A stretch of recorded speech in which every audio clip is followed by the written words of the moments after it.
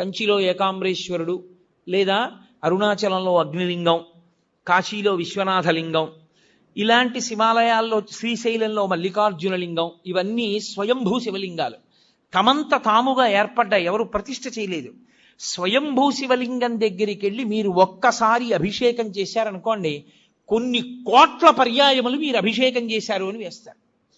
మీరు స్వయంభూ శివలింగం దగ్గరికి వెళ్ళి శివ శివ అన్నారనుకోండి, లెక్కలేదు అంత శివనామం చెప్పాడు అని వేస్తారు.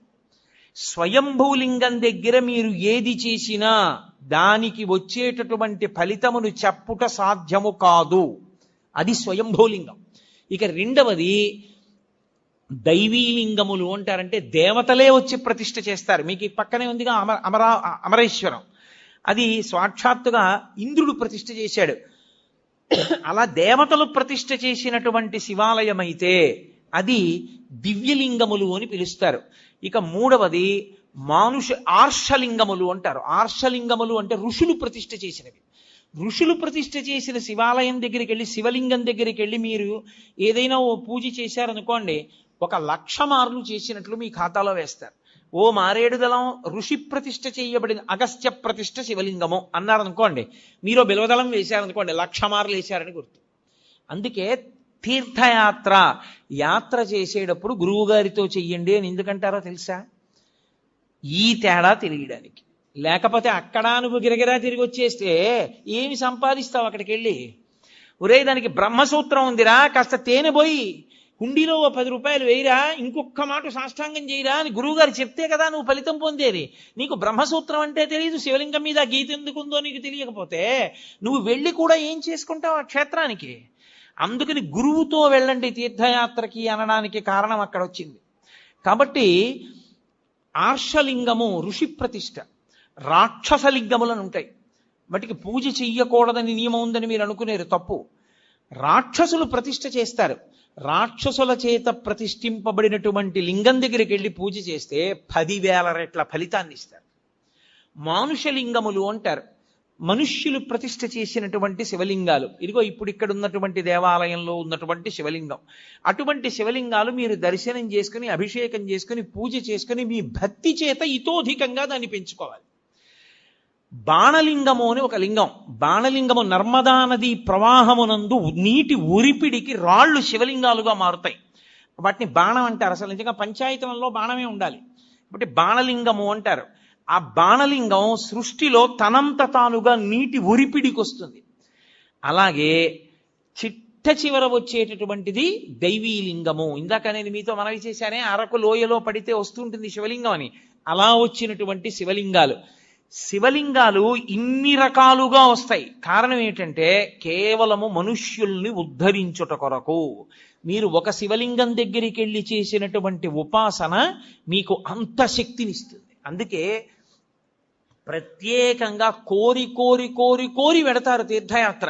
వెళ్ళి అక్కడక్కడ ఉండేటటువంటి శివలింగాల్ని దర్శనం చేసుకుని తిరిగి వస్తుంటారు. కారణం ఏమి అంటే ఇదే ప్రధానమైనటువంటి కారణం. ఒక చోటుకి వెళ్ళి మీరు చేసినటువంటి ఫలితానికి, వేరొక చోటుకి వెళ్ళి మీరు చేసిన ఫలితానికి చాలా తేడా వచ్చేస్తుంది.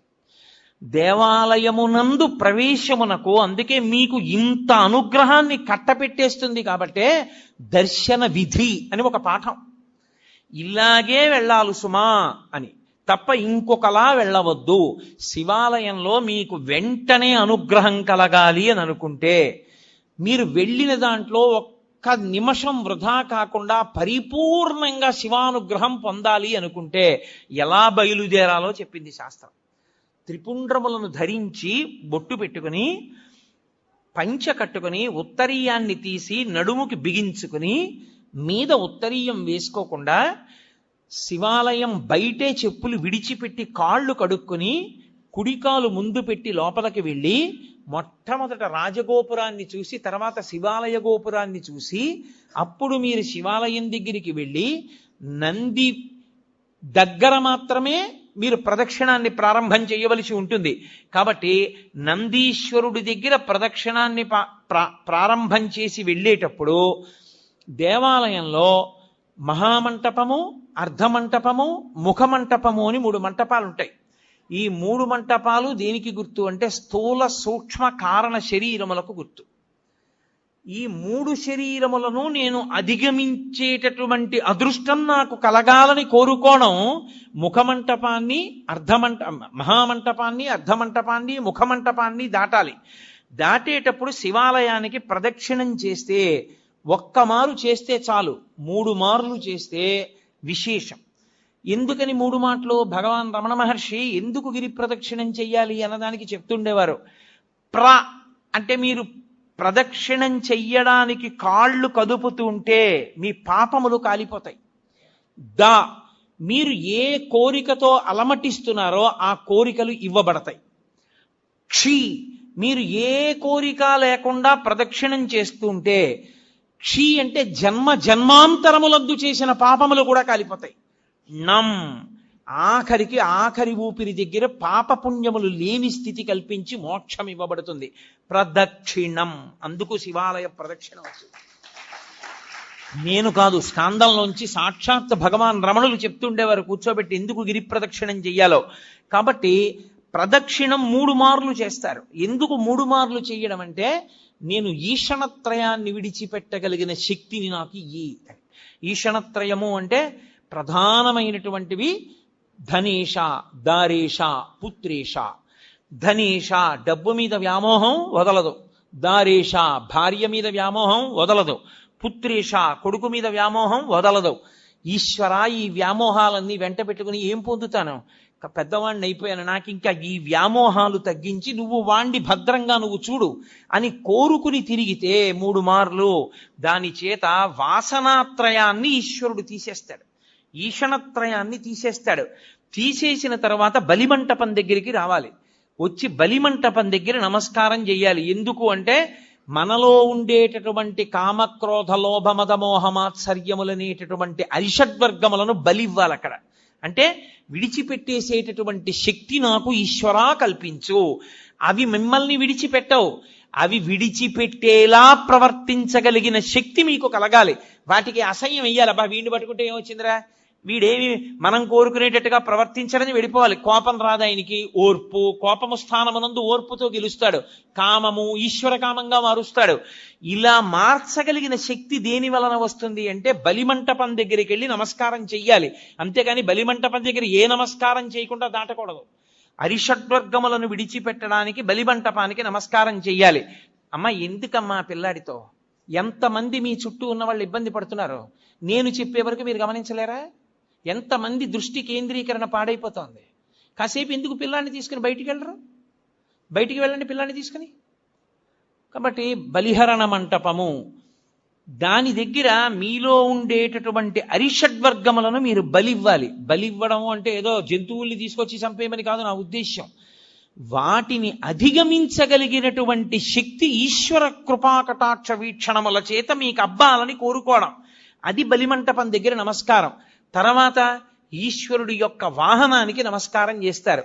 నందీశ్వరుడు, గరుత్మంతుడు వీళ్ళు వహిస్తారు పరమేశ్వరుణ్ణి. వహించడం అంటే వీపు మీద కూర్చోబెట్టడం కాదు, ఎప్పుడు గుండెల్లో పెట్టుకుంటారు. అందుకే నంది చూపు శివుడి మీద ఉంటుంది, పృష్ఠభాగం ప్రపంచానికి ఇస్తాడు. ఆయనకి ప్రపంచంతో సంబంధం లేదు, పరమేశ్వరుడితో సంబంధం. ఎప్పుడు నిరంతరం నిన్ను గుండెలో పెట్టుకుని ఆరాధన చేసేటటువంటి ఈ వాహనం ఎటువంటిదో, పరమేశ్వర నేను కూడా నిన్ను గుండెల్లో పెట్టుకుని ఎప్పుడూ నీ గురించి స్మరణ చెయ్యగలిగినటువంటి భక్తి నాకు కల్పించు. కాబట్టి వాహనానికి నమస్కారం చెయ్యాలి. ఒక్క శివాలయం దగ్గర మాత్రం వాహనానికి నమస్కారం చేస్తే కుదరదు. ప్రదోషం దాటిపోతే, ప్రదోషము అంటే సాయంకాలం అసుర సంధ్య వేళ, అసుర సంధ్య వేళ ప్రత్యేకంగా పరమేశ్వరుడు ఈ భూమండలం మీద కదులుతాడు. 2 ప్రదోష వేళలో తాండవం చేస్తాడు.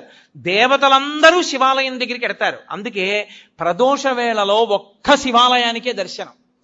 2 నరసింహస్వామి దర్శనం చెయ్యవచ్చు, దోషం లేదు. కాబట్టి మహానుభావుడైనటువంటి పరమేశ్వరుడి యొక్క దర్శనానికి వెళ్ళేటప్పుడు మీరు ఆ వాహనం దగ్గరికి వెళ్ళి నువ్వు ఎలా భగవంతుణ్ణి గుండెల్లో పెట్టుకుని మోస్తున్నావో అలా నేను కూడా మోయగలిగిన శక్తినియ్యి అని అడగాలి. విష్ణు ఆలయంలో గరుత్మంతుడికి నమస్కారం చేసి వెళ్ళిపోతాం. ఒక్క శివాలయంలో మాత్రం ఒక నియమం ఉంటుంది. పగటిపూట అంతా శివలింగం ఒక్కటే ఉంటుంది దర్శనానికి యోగ్యంగా. సాయంకాలం అయిపోతే సాధారణంగా కవచం పెట్టేస్తారు. కవచము అంటే రూపాన్ని పెట్టేస్తారు. ఇగో ఈ వెనకాతల ఉన్న రూపం ఎలా ఉంటుందో అటువంటి దాన్ని శివలింగానికి తొడిగేస్తారు. ఒకసారి కాని శివలింగానికి కవచం తొడిగారా ఇక మీరు నంది యొక్క శృంగముల నుండి చూడకూడదు. అలా కాని కవచం తొడిగి లేదా మీరు తిన్నగా నిలబడి శివలింగాన్ని చూడకూడదు. అప్పుడు చూసేటప్పుడు మాత్రం మీకు అదృష్టం పండిందని గుర్తు. కవచం పెట్టకముందు మీరు శివాలయంలోకి వెళ్ళారంటే మీ భాగ్యం పండిందని గుర్తు. ఎందుకో తెలుసా? ఈ సమస్త ప్రపంచమునందు కేళి చేసే శివస్వరూపం దర్శనం అవ్వాలంటే నందీశ్వరుడికి ఆయన ఇలా ఉంటే మీకు ఎడం పక్కన నంది ఉండేటట్టుగా వచ్చి మీ ఎడం చేత్తో ఆయన యొక్క పృష్ఠభాగంలో అవయవాన్ని ఒక్క లిప్త కాలం పట్టుకోవాలి. కుడి చేతి బొటన వేలు చూపుడు వేలు శృంగముల మీద ఉంచాలి. ఉంచి వృషస్య వృషణం స్పృష్ట్వా శృంగమధ్యే శివాలయం దృష్ట్వా క్షణం నరోయాతి కైలాసే శివదర్శనం ఇలా పెట్టి తర్వాత ఎడం చేత్తో పట్టుకుని ఒక్కసారి ఇలా నొక్కి వదిలేయాలి. అలా నొక్కి వదిలినప్పుడు ఆయన ఊపిరి అనాగుతుంది. ఆయన ఊపిరిలో సయ్యాటలాడుతూ ఉంటాడు ఊయలలో శివుడు. ఆ ఊయల ఆగుతుంది. ఆగినప్పుడు ఆ శివలింగాన్ని ఒక్కసారి చూసిన వారెవరో వాడు కైలాసమునకు వెళ్ళి పరమేశ్వర దర్శనం చేశాడని వేస్తారు ఖాతాలో. అది శైవాగం. కైలాసే శివం దృష్ట్యా కైలాసమునందు పరమశివ దర్శనం చేశాడు. కవచం పెట్టేశారనుకోండి ఇక చూడకూడదు. అలాగా నిర్మాల్యాన్ని శివాలయంలో ఎప్పుడూ నందీశ్వరుడి మీద విసర్జించరాదు. మహాదోషం. నందీశ్వరుడి మీద మీరు శివాలయంలో ప్రసాదాన్ని పెట్టకూడదు. మారేడు దళాలు కానీ పువ్వులు కానీ మీకు ఇచ్చిన వాటి మీద కానీ నంది మీద పెడితే అనేక రకములైన పాపములు మిమ్మల్ని చుట్టుకుంటాయి. ఎందుకో తెలుసా? శివాలయంలో ప్రసాదాన్ని శివాలయంలో వదిలిపెట్టి మీరు వెళ్ళకూడదు. ప్రసాదం అంటే అనుగ్రహం, మీరు తీసుకెళ్ళాలి. కానీ ఎలా తీసుకెళ్లాలన్న దానికి మాత్రం నియమం ఉంది. శంకరాచార్యుల వారు సౌందర్యలహరి చేస్తూ చెప్తారు, నివృత్యై చండాంశ త్రిపురహర నిర్మాల్య విముఖై అంటారు. చండీశ్వరుడు మనలాగే మనుష్యుడిగా పుట్టాడు. అపారమైన శివభక్తితో శివ కుటుంబంలో ఒకడయ్యాడు. ఆయనకి పరమశివుడు వరం ఇచ్చాడు. లోకంలో ఎవరికైనా సరే నియమం ఒకటి ఉంటుంది. వారి యొక్క ఉచ్ఛిష్టాన్ని వారి యొక్క శేషాన్ని తినేటటువంటి అధికారం ఎవరిది అంటే భార్యది. మంచినీళ్లు తాగగా ఇంకా నీళ్లు మిగిలితే ఆ గ్లాసు తీసేటటువంటి అధికారము భార్యది. తన విస్తట్లో భోజనం చేసిన తర్వాత మిగిలిన పదార్థాన్ని తినడానికి అధికారం ఉన్నది భార్యయే. ఇతరులకు ఎవ్వరికీ అధికారం లేదు. అలా ఒక్క భార్య తినాలి. పరమశివుడు లోకమునకు మొట్టమొదటి మహానుభావుడు అయినా కూడా ఆయన చండీశ్వరుడికి ఒక వరం ఇచ్చాడు. నేను తినగా మిగిలినదేదో అది పార్వతి కూడా ముట్టడానికి వీల్లేదు, నువ్వు తింటావు. కాబట్టి నివృత్యై చండాంశ త్రిపురహర నిర్మాల్య విముఖై. అందుకే మీరు శివాలయంలో కొబ్బరికాయ ఇచ్చారనుకోండి, కొట్టి మీకు ఇచ్చారనుకోండి, మీరు దాన్ని ప్రీతితో చూడకూడదు. దాన్ని అలా చేత్తో పట్టుకుని మారేడు దళాలు చండీశ్వరుడి దగ్గరికి వెళ్ళాలి. చండీశ్వర స్థానంలో ఆయన ఎప్పుడు ధ్యానముద్ర యందు కూర్చుని ఉంటాడు. దురదృష్టం ఏంటంటే చండీశ్వర స్థానం మీద ఏ శివాలయంలోనూ శ్రద్ధ ఉండదు. మీరు చూడండి, ఎప్పుడైనా ఏ శివాలయంలోనైనా ఎండిపోయి వెలవెలబోతున్నట్టు ఉంటాడు. అసలు శివాలయంలో 8వ శివస్వరూపం అది. అంత జాగ్రత్తగా ఉంచాలి దాన్ని. అక్కడికి వెళ్ళి మీరు చిటికె వెయ్యాలి. చిటికెల చండీశ్వరుడు అంటారు. ఆయనకి చెవుడు కాదు, ఆయన ధ్యానమునందు ఉంటాడు. ఆయన కళ్ళు విప్పుతాడు. కళ్ళు విప్పి చూస్తాడు, ఎందుకు చిటిక వేశావు అని. అయ్యా, నేను తీసుకెళ్ళకూడదు తిన్నగా, శివుడికి ఇవ్వగా మిగిలింది ఏదైనా మీకు ఇవ్వాలి. కొబ్బరికాయ కొడితే ఓ చెక్క శివుడి దగ్గర ఉంది, ఓ చెక్క మీకు ఇచ్చారు, అది చండీశ్వరుడికి వెళ్ళాలి. కానీ ప్రసాదంగా తీసుకెడదాం అనుకుంటున్నాను, మీరు అనుగ్రహించండి, ఇలా చూపించాలి. మీరు పట్టుకెడుతున్న దాంట్లో ఏదో కొద్దిగా అలా చూపించాలి. చూపిస్తే ఆయన చూసి సంతోషిస్తాడు. తీసుకో, నేను ఇచ్చాను నీకు ప్రసాదం అంటాడు. ఇప్పుడు చండి ముఖంగా మీకు ప్రసాదం రావాలి, అంతేగాని నందీశ్వరుడు వదిలిపెట్టమని ఏ శివాగమంలో ఉందో నాకు చూపించండి. ఎక్కడా లేదు. ప్రతి దేవాలయంలో అర్చకులు చేస్తున్న తప్పది. నందీశ్వరుడి మీద పెట్టేయండి అని చెప్తున్నారు, పరమదోషం. నంది మీద పెడితే కింద పడుతుంది, కింద పడితే వెనక వచ్చిన వాడు తొక్కుతాడు, తొక్కితే ఆ పాప నీకు అడికి పెడుతుంది. పుష్పదంతుడని శివమహిమ్నా స్తోత్రం చేశాడు. ఆయన అదే పనిగా రాజుగారి తోటలో పువ్వులన్నీ పట్టుకుపోతుండేవాడు. పట్టుకుపోతుంటే కనపడేవాడు కాడు గంధర్వుడు. రాజుగారికి కోపం వచ్చింది, వీడిని పట్టుకోలేకపోతున్నాం, శివాలయంలో వాడినటువంటి పువ్వులు తెచ్చి చల్లండి కింద ఆకులు, వాడు రాత్రి వచ్చి తొక్కుతాడు, వాడి శక్తి పోతుంది అన్నాడు. చల్లేశారు. ఆయన తెలియక భూమి మీద దిగాడు పూల తోటలో, తొక్కగానే ఆయన శక్తి పోయింది, పట్టుకుని బంధించారు. అప్పుడు ఆయన శివమహిమ్నా స్తోత్రం చేశాడు. నందీశ్వరుడి దంతాల మీద ఉంటాయి ఇప్పటికీ ఆ శివమహిమ్నా స్తోత్ర శ్లోకాలు. ఒకప్పుడు నేను మహాభక్తుడను ఆయన వెళ్ళి పరమేశ్వరుడి దగ్గర శివమహిమ్నా స్తోత్రం జరిగితే నంది పళ్ళికి లిజ్జట్టిలాగా ఆయన పళ్ళ మీద కనబడ్డాయి ఆ శ్లోకాలు. ఇక్కడ నువ్వు జరుగుతాయంటే నా పళ్ళ మీద రాసుకున్నాను బట్టి నేను అంత శక్తివంతములు శివమహిమ్నా స్తోత్రం. కాబట్టి ఆ గంధర్వుడు శివమహిమ్నా స్తోత్రం చేస్తే మళ్ళీ శక్తి వచ్చి వెళ్ళిపోయాడు. కాబట్టి శివ నిర్మాల్యాన్ని తొక్కకూడదు. తొక్కకూడని శివ నిర్మాల్యాన్ని ఆ నందీశ్వరుడి మీద పెట్టించడం ఏంటి? తప్పు కాదు. విభూతి దాని మీద చల్లేయండి అన్నాం, నిర్మాల్యం నంది మీద పెట్టి వెళ్ళిపోండి అన్నాం. అసలు శివాలయంలో ఉన్న అర్చకులు మొదట తెలుసుకోవాలి, అలా మనం చెప్పకూడదు. చండీశ్వర స్థానానికి చూపించి మీరింటికి పట్టుకెళ్ళండి అని చెప్పాలి. ఆ మారేడు దళం చక్కగా మీరింటికి పట్టుకెళ్ళచ్చు, కళ్ళకు అద్దుకోవచ్చు, ఎక్కడో నీళ్లలోనో మొక్కలోనో పెట్టేసేయచ్చు. మీ ఇంటికి పట్టుకెళ్ళాలి, గడప దాటాలి ప్రసాదం. గడప దాటి ఇంటికి వస్తేనే శివానుగ్రహం. మీరు ఎక్కడో వదిలిస్తే ఇంకా ప్రసాద తిరస్కారం చేస్తే మీకు అనుగ్రహం ఎక్కడి నుంచి వస్తుంది? మీరు నంది మీద పెట్టి కింద బారేసి అదే ఆ ప్రసాదం తీసుకోవాల్సిన విధానం శివానుగ్రహాన్ని పొందడానికి. కాబట్టి ఒక్క శివాలయంలో మాత్రం వాహనం దగ్గరికి వెళ్ళేటప్పటికి నియమం మారుతుంది. అక్కడికి వెళ్ళి నమస్కారం చేసి వెళ్ళిపోతానంటే కుదరదు. మీరు కవచం పెట్టకపోతే ఆయన శృంగములలోంచి శివదర్శనాన్ని చెయ్యవలసి ఉంటుంది. చేశారు, ప్రదక్షిణం చేసి వచ్చారు, ప్రదక్షిణం చేశారు, 3 మంటపములను దాటారు. ఇప్పుడు మీరు శివసన్నిధి యందు నిలబడ్డారు. నిలబడితే లోపల ఎప్పుడైనా సరే ఒక విషయాన్ని జ్ఞాపకం పెట్టుకోండి, ఏ దేవాలయం లోపల అయినా విద్యుత్ దీపం వెలిగితే ఉత్తర క్షణంలో ఏ పని చేసినట్లు గుర్తో తెలుసా? మీ గురువు గారి పట్ల మీరు అపచారం చేశారని గుర్తు. మీ గురువుని తిరస్కరిస్తే, మీ గురువుకి అపచారం చేస్తే, మీ గురువుని విమర్శిస్తే, మీ గురువుని చులకన చేస్తే ఏ దోషం వస్తుందో అంతరాలయంలో విద్యుత్ దీపం పెడితే అదే దోషం వేస్తారు. అందుకే మీరు ఇప్పటికీ చూడండి, ఏ పెద్ద పెద్ద గుళ్ళల్లోనూ ఎలక్ట్రిక్ లైట్ వేయరు. ఎందుకు వెయ్యరో తెలుసా? ఒక్కటే కారణం, అంతరాలయంలో ప్రధానమూర్తి దగ్గర వెలిగే దీపమే గురువు. గురువు ఒక్కడి అనుగ్రహంతో ఈశ్వరుడు కనపడతాడు. ఆయన అక్కర్లేదని తీసేస్తే త్రిశంకుడు అయిపోయినట్టు గుర్తు. నాకు ఆ దీపపు కాంతిలో కనపట్టలేదు, నేను ఎలక్ట్రిక్ లైట్ పెట్టుకుంటానంటే నువ్వేం గురువయా, నువ్వు మాకు అక్కర్లేదని చెప్పి ఇంకొన్ని పెట్టినట్టు లెక్క. ఆ అంతరాలయమునందు వేరొక దీపము, విద్యుత్ దీపం ఉండరాదు, ఒక్క నూనె దీపమే.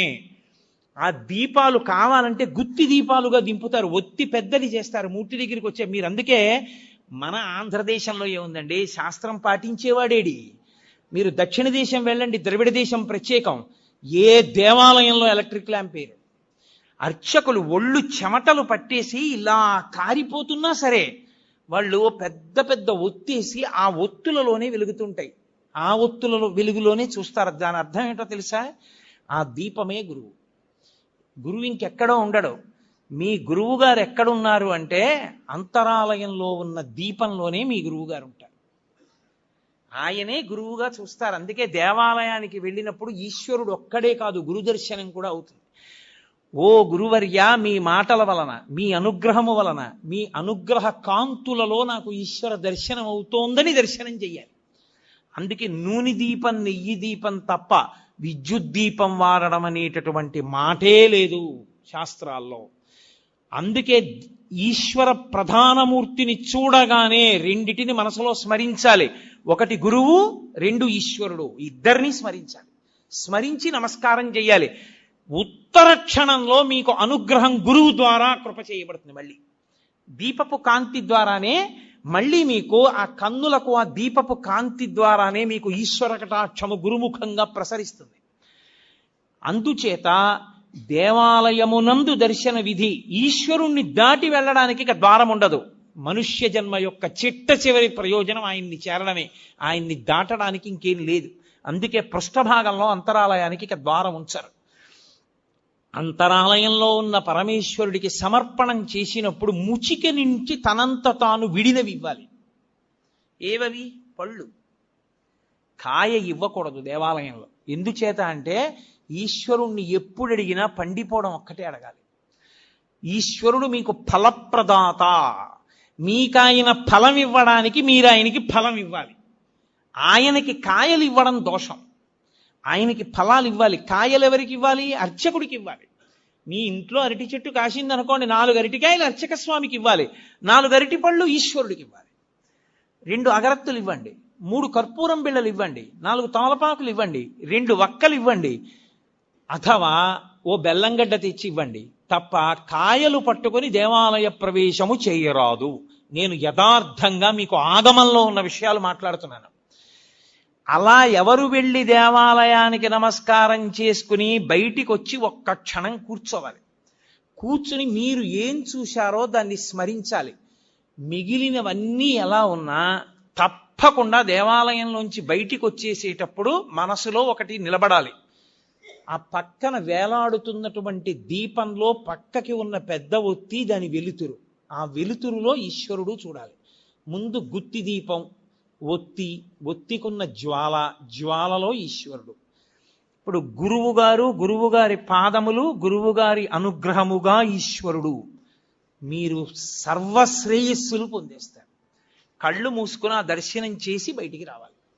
అది ఏ గురువు అనుగ్రహంతో గుడివేపుకి నడిచారో ఆ గురువు అనుగ్రహంతో ఈశ్వర దర్శనం చేసి కృతజ్ఞత చెప్పి పైకొచ్చినట్టు. కాబట్టి ఒక దేవాలయ దర్శన విధి ఈశ్వర దర్శనమునందు తెలిసి చేయి, తెలియక చేయి.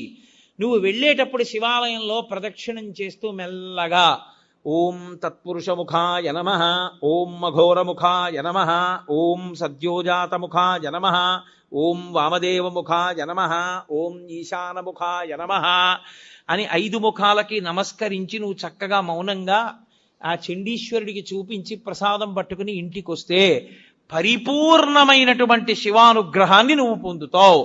ఆ శివానుగ్రహము వలన నీవు సాధించుకోలేనిదన్నది ఇంకా లేదు లోకంలో.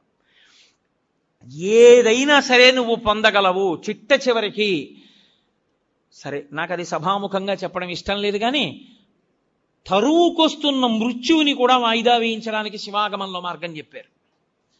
అన్ని వేళలా నేను దాన్ని వాడుకోమని చెప్పను, కానీ తరువుకొచ్చేస్తున్న మృత్యువుని కొద్ది కాలం వాయిదా వేయాలంటే సుశిక్షితంగా ఉంటే ఆ శివాలయంలో ఒక అభిషేకం చేసి వాయిదా వేయచ్చు. శివాగమం చెప్పింది. ఖచ్చితం మేం చెప్తున్నాం ఇదే మార్గం, ఇది తప్ప వినా మార్గము లేదని చెప్పేసింది. అంత శక్తివంతము శివాలయం అంటే.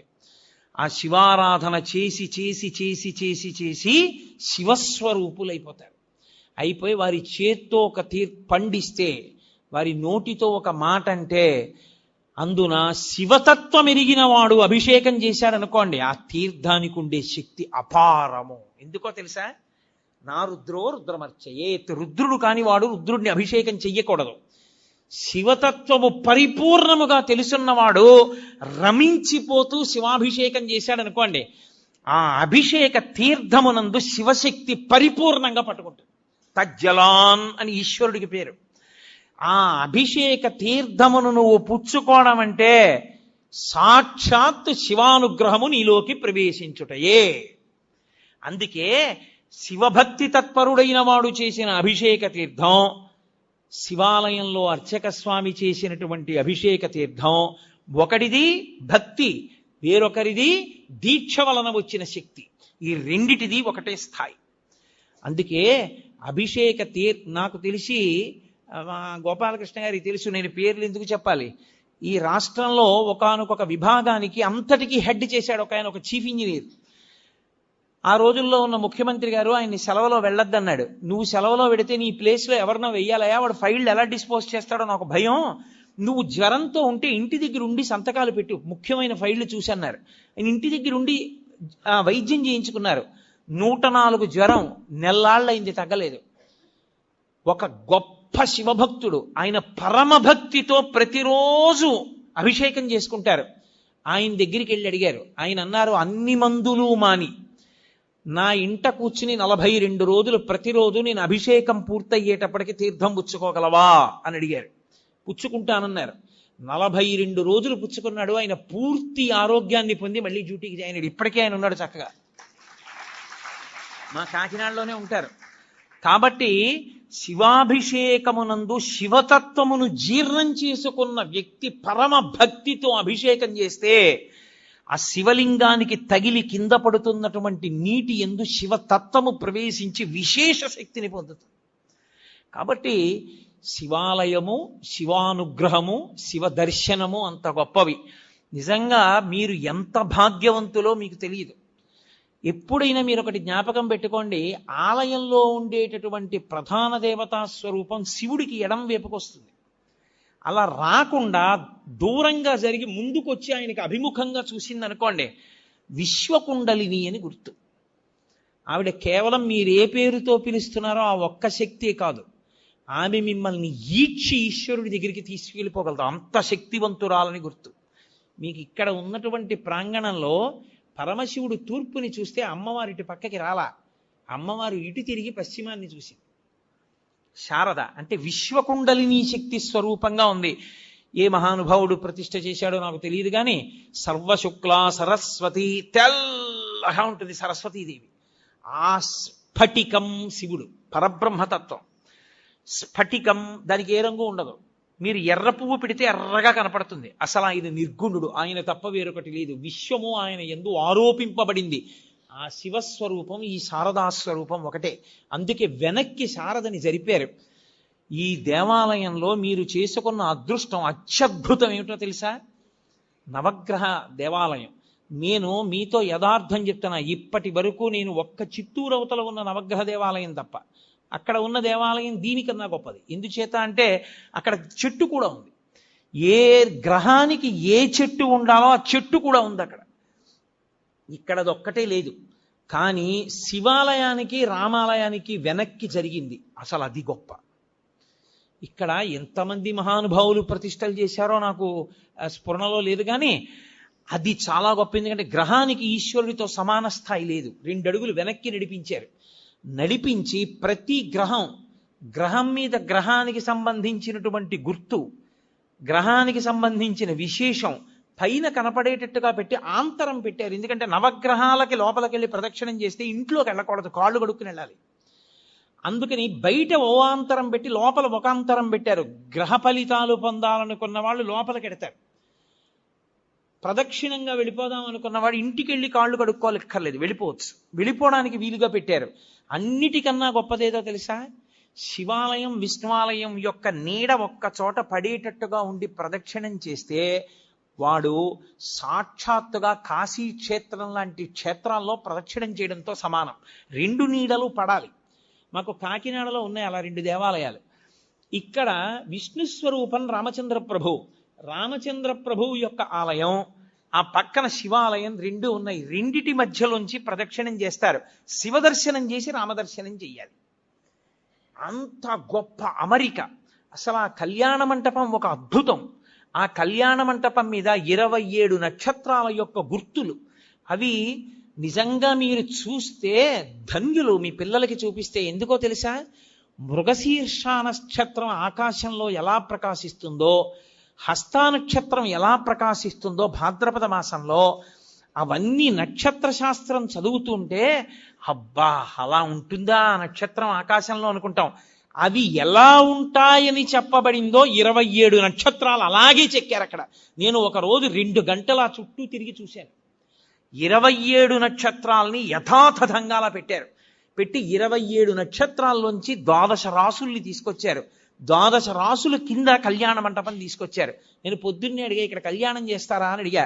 ఆ కింద కళ్యాణం జరుగుతుండగా చూస్తే సమస్త గ్రహదోషములు తిరిగిపోతాయి. అసలు ఆంధ్రదేశంలో అపూర్వమైనటువంటి దేవాలయ సమ్మేళనాల్లో ఈ ప్రాంతం ఒకటి. అందుకే నేను గుంటూరు రావడం అంటే అంత సంతోషంగా వస్తాను.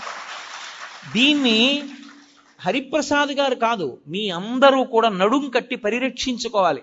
చక్కగా ఈ దేవాలయంలో ఉన్న శక్తిని మీ అందరూ కూడా అనుభవించాలి. అనుభవించి దేవతల యొక్క అనుగ్రహాన్ని పరిపూర్ణంగా మీరు పొందగలగాలి. అంత గొప్ప క్షేత్రం, అంత గొప్ప వైశిష్ట్యం కలిగినటువంటి స్థానములు.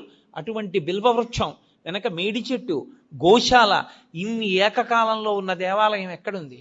అసలు యథార్థానికి నాకు ఇక్కడ వసతి గృహంలో ఉండడాన్ని ఎంతో ఇష్టపడేవాడిని. కారణాంతరముల చేత నాకు కొన్ని చికాకులు కలిగి నేను ఇక్కడి నుంచి వెళ్ళిపోయాను, వేరొక చోట ఉంటున్నాను తప్ప యథార్థానికి నాకు ఇప్పటికీ మనసులో ఇక్కడ ఉండడమే ఇష్టం. ఎందుకంటే లేచి నాకు ఆ శిఖరాలు చూడడం, ఆ దేవాలయాల పైన ఉండేటటువంటి ఆ కలశలు చూడడం, ఈ ప్రాంగణంలోకి రావడం, శంకరాచార్యుల వారి గుళ్ళోకి ఉత్తరీయం లేకుండా వెళ్ళి ప్రణిపాతం చేయడం నాకు ఎంత ప్రీతిపాత్రములో. కానీ వేరు కారణముల చేత ఇంకొక చోట ఉండి ఇక్కడికి రావలసి వస్తోంది నేను. కాబట్టి అంత గొప్ప ప్రాంగణం ఇది దొరకమంటే దొరికేది కాదు. నిజంగా శృంగగిరికి పీఠాధిపత్యం వహించినటువంటి మహాపురుషులు అపారమైనటువంటి కారుణ్య దృష్టిని కురిపించారు. చిత్రం ఏంటంటే కంచికామకోటి పీఠాధిపతులు కూడా ఇక్కడ ప్రతిష్ఠ చేశారు. నవగ్రహాలు అంటే అయింది, నవగ్రహాల దేవాలయం. కాబట్టి కామకోటి, శృంగేరి రెండు పీఠాధిపతులు కలిపి నిర్మాణం చేసినటువంటి దేవాలయాల యొక్క సమ్మేళనం ఉంది ఇక్కడ. ఇంత గొప్ప దేవాలయ వ్యవస్థ కనుక నేను ఇంతకన్నా చెప్తూ వెళ్ళిపోతే దానికి అంతే ఉంటుంది, ఎంతైనా వెళుతుంది. కాబట్టి మీ అందరూ కూడా చక్కగా ఈ దేవాలయాన్ని సేవించండి. నేను పిల్లలకు ఒక మాట చెప్తాను, మీరు ఋతువులు మారుతున్నప్పుడు శారదాదేవి మందిరాన్ని చుట్టూ తిరగండి. మీరు మొట్టమొదట అటువైపు నించోండి, తూర్పు నుంచి కదా కిరణాలు పడతాయి, అక్కడ యాగశాల ఉంది, ఆ యాగశాల దగ్గర నిలబడి చూడండి. మధ్యలో ఒక దళం ఉండి ఇలా తామర దళాలు ఉంటాయి, మూడు మూడు ఉంటాయి. సూర్యకిరణాలు ఎలా పడుతున్నాయో మీరు ఒకసారి చూడండి. ఒక్కొక్క చోట 3 రేకులు ఉన్నాయి. ఇవన్నీ కలిపితే ఏమొస్తుందో ఆలోచించండి.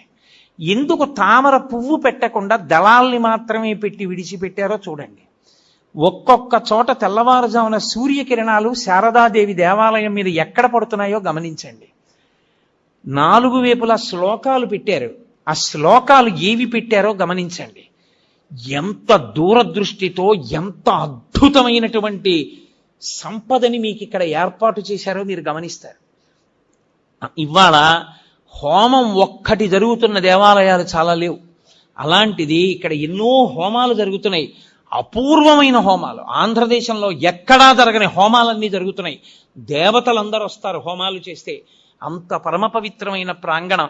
చక్కగా మీ అందరూ కూడా దీన్ని సద్వినియోగం చేసుకోండి. మళ్ళీ ఈశ్వరుడు అనుగ్రహించిన నాడు మీ అందరినీ కలుసుకుని నేను ఒక వారం రోజులో 10 రోజులో ప్రసంగాలు చేసేటటువంటి అదృష్టాన్ని పొందుతాను. కాబట్టి ఇక్కడతో మీ అందరి దగ్గర సెలవు తీసుకుంటూ, మంగళాశాసన పరై మదాచార్య పురోగమై సర్వైశ్చ పూర్వైరాచార్యై సత్కృతాయాస్తు మంగళం. మంగళం కోసలేంద్రాయ మహనీయ గుణాత్మనే చక్రవర్తి తనూజాయ సర్వభౌమాయ మంగళం. ఉమాకాంతాయ కాంతాయ కామితార్థప్రదాయినే శ్రీగిరీశాయ దేవాయ మల్లినాథాయ మంగళం. కరచరణకృతం వా కర్మవాక్కాయజం వా శ్రవణనైనజం వా మానసం వాపరాధం విహితం వా సర్వమేత్తక్షమస్వ శివ శివ కరుణాబ్ధే శ్రీ మహాదేవ శంభో. సర్వం శ్రీ ఉమామహేశ్వర పరబ్రహ్మార్పణమస్తు. స్వస్తి.